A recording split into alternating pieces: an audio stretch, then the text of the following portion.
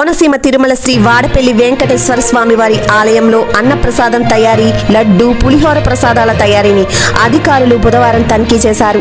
RO water plant తదితర కేంద్రాలను ఉభయ గోదావరి జిల్లా assistant food controller G A B Nandaji, జిల్లా food safety designated officer Y Ramayya పరిశీలించారు. ప్రసాదాల తయారీ కేంద్రాన్ని, అన్నప్రసాదం కేంద్రాలను సందర్శించి ప్రసాదాల తయారీ పట్ల అక్కడ ఉన్న సౌకర్యాలను ఈవో నల్లం సూర్య చక్రధర్ను అడిగి తెలుసుకున్నారు. అనంతరం వెంకటేశ్వర స్వామిని దర్శించుకున్నారు.